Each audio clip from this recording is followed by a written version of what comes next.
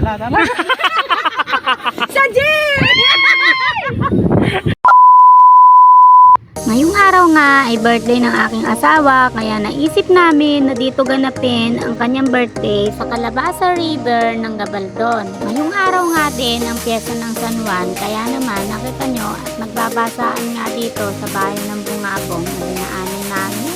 At muntik pa nga kaming mabasa dito dahil lahat nga ng dumadaan na sasakyan dito ay sinasabuyan ng tubig dahil traditional na daw nila dito yun taon-taon pag piyesta ng San Juan.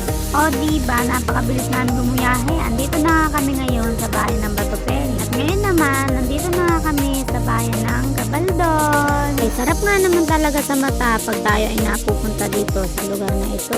Dahil dito nga ang napakagagandang tanawin. Talaga namang napakasarap ng hangin at ramdam na ramdam mo na napaka-fresh. Kung makapagsalita, kala mo hindi ako taga dito Yan po kasi yung kadalasan na naririnig ko sa mga vlogger. Kung ako nga ay sawang-sawa na dito sa lugar na to. Charot lang. Hindi po ako magsasawa sa lugar na to dahil dito ako lumaki. Proud na proud po ako na ipagmalaki sa mga kakilala ko na taga dito ko at dito ako pinanganak. At sa haba-haba ng oras na pinyahin namin ay nakarating na kami.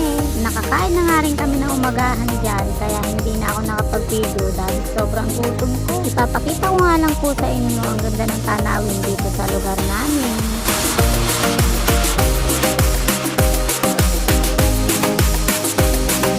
O diba, napakaganda ng mga bundok at lahat nga ng bundok na nakikita nyo na yan ay ayan ang bundok ng Sierra Madre. Kasama ko nga rin pala ang mga pamangkin ko dito sa ilog.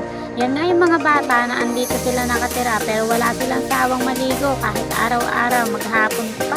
Siyang-siya nga ang mga bata na to sa pagligo dito sa ilog. Dahil sa totoo lang po ay napakasarap ng tubig dito. Kabila ng tubig na to ay napakalamig. At doon naman sa kabila ay parang may maligamgam na tubig. O diba, pag giniginaw ka, lumipat ka lang sa kabila para hindi ka lamigin. At yung nakikita mga bundok na yan, alam nyo ba na diyan kami umangon ng mga kapatid ko araw-araw. Nung mga bata pa kami. Sana nga isang araw ay dumating yung time na kaya nating umahon ulit dyan. At itutur ko nga kayo kung saan kami tumira at napakalayo naman kasi kaya kailangan i-schedule ang pag-ahon sa bundok na yun. At tingnan nyo naman ang tubig mga sis. O talaga namang napakalinaw. Kitang-kita mo talaga ang bato na may white, may red, may green. O diba napakaganda. Naglalakad-lakad nga kami dito ng ate ko dahil napakasarap na ng hangin. At talaga namang napakalamig ng hangin dito.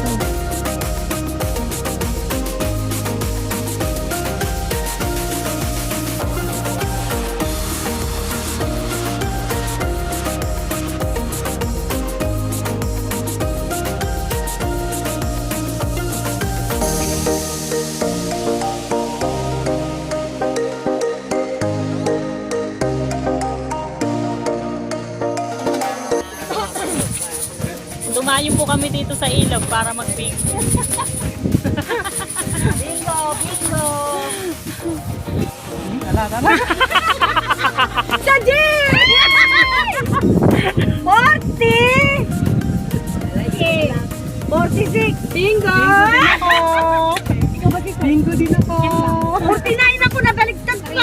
5, 6, 7, 8, 9.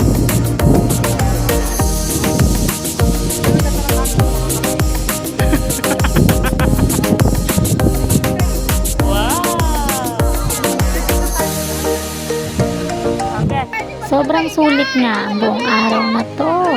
Inabot na nga po kami ng hapon dyan, kaya kami ay naligo na at kami ay magpipicture-picture na dahil malapit na kaming umuwi. Hanggang dito na lang. Bye-bye! See you on my next vlog.